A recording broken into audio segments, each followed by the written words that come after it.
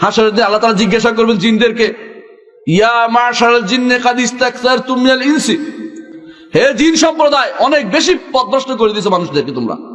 কিভাবে পথভ্রষ্ট করে জানেন? জিনেরে খুশি করার জন্য অনেক কিছু করে মানুষের। জিন দিয়া কাজ নেয়, জিন হাজির করায়, দেখেন না? হ্যাঁ, জিনে গায়েব জানে? নাউজুবিল্লাহ। কেউ যদি বিশ্বাস করে জিনে গায়েব জানে, তার ঈমান চলে যাবে, সঙ্গে সঙ্গে কাফের হয়ে যাবে। গায়েব জানে কে? একমাত্র আল্লাহ, আর কেউ গায়েব জানে না।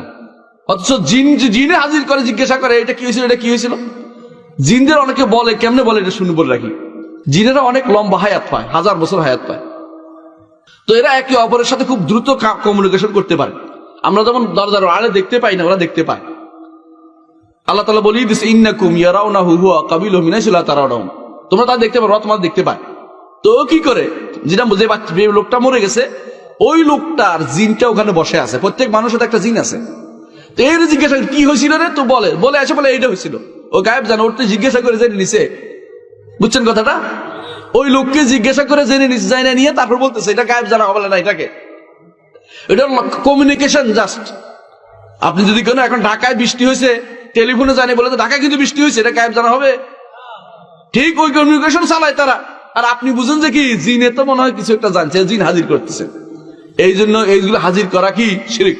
কারণ তাদের কাছে আপনি ধারণা করতেছেন, আশা, কোনো কিছু পরিবর্তন আশা করতেছেন। রাসূলুল্লাহ সাল্লাল্লাহু আলাইহি ওয়াসাল্লাম এই জন্য বলেছেন, মান আতা কাহিনান, কেউ যদি কোনো গণকের কাছে আসে, ফাসালাহু, কোনো কিছু জিজ্ঞাসা করে তাকে, তাহলে ফালাম ইউকবাল্লাহু সালাতুন 40 লাইলা, 40 দিন পর্যন্ত তার ইবাদত কবুল হবে না। আর যদি বিশ্বাস করে, সে কি বলছে, ফাকাদ কাফারা বিমা উনজিলা আলা মুহাম্মাদিন সাল্লাল্লাহু আলাইহি ওয়াসাল্লাম, রাসূলুল্লাহ সাল্লাল্লাহু আলাইহি ওয়াসাল্লাম যা নাযিল হয়েছে তার পিছনে কুফরি করলো। এটা মুহাম্মদ সাল্লাল্লাহু আলাইহি ওয়াসাল্লামের কথা। কেন জানেন? কারণ সে যে গায়েবের কথা জানতে চাচ্ছে। ইমাম আবু হানিফা রাহমাতুল্লাহ আলাইহির ছাত্র ছিল ইমাম আবু ইউসুফ, নাম শুনেছেন না? ইমাম আবু ইউসুফ রাহমাহুল্লাহ একজন জিজ্ঞাসা করছে, বলতেছে অমুকে নবুয়তের দাবি করছে, আমি তারে জিজ্ঞাসা করছি যে তোমার নবুয়তের প্রমাণ কি? তুমি তো কাফের হয়ে গেছো। কেন জানেন? নবুয়ত, সে যে মিথ্যাবাদী, এতে কোনো সন্দেহ নাই। প্রমাণ চাইতে পারবেন না। প্রমাণ চাওয়ার অর্থ হচ্ছে, প্রমাণ দিলে কি আপনি নিবেন নাকি? মিথ্যাবাদীর কে প্রমাণ, নবুয়তের দাবিতে সব মিথ্যাবাদী।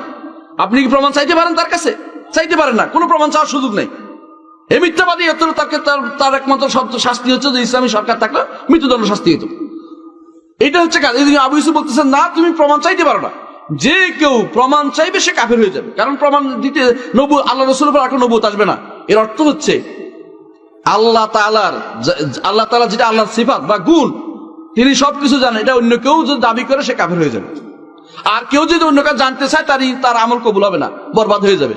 এরপর সে যদি বলে, তারপর যদি মনে করে যে এটা সত্য, তাহলে সে ঈমান চলে যাবে। কত কঠিন কাজ। রাসূলুল্লাহ সাল্লাল্লাহু আলাইহি ওয়াসাল্লাম এই জিনিসটাকে আমাদের সাবধান করেছেন। আব্দুল্লাহ ইবনে আব্বাস রাদিয়াল্লাহু আনহু বলেছেন, মান তাআল্লামা আবাজাদ ফাকাদ আতা বাবা মিন আবওয়াবিস সিহর, যে ব্যক্তি আবজাদের হিসাব জানলো, বসে বসে অঙ্ক কষলো, সে জাদুবিদ্যা রপ্ত করলো। আমাদের দেশে আবজাদের হিসাব শুনছেন কিনা কোনোদিন? শুনছেন?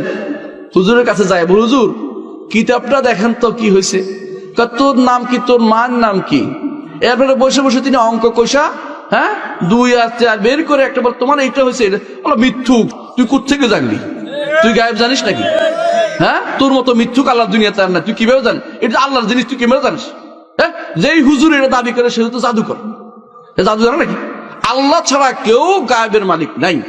আল্লাহ যাকে যতটুক জানাইছে অতটুক শুধু বলতে পারে।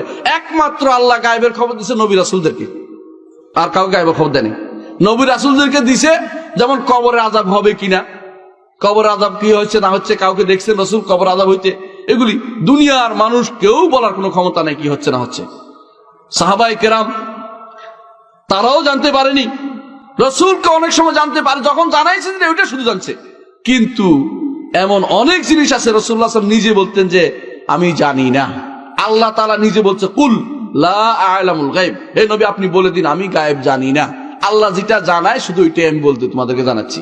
এর বাইরে গায়েব জানার খবর কেউ বলে দিলে সে মিথ্যুক, এবং সে আল্লাহর সাথে দাঁড়িয়ে, আল্লাহর কাছে সে তাগুত হিসেবে দাঁড়িয়েছে। এই জন্য কখনো এই জাতীয় জিনিস যারা দাবি করবে তাদের কখনো প্রশ্রয় দিবেন না। বলবেন, বুঝিয়ে বলবেন যে শিরিক, ঈমান হারা হয়ে গেছে, তুমি তওবা করো, ইস্তেগফার করো, আল্লাহর কাছে ক্ষমা চাও। কেউ তোমার কোনো ভালো মন্দ কিছু করতে পারবে না একমাত্র আল্লাহ ছাড়া।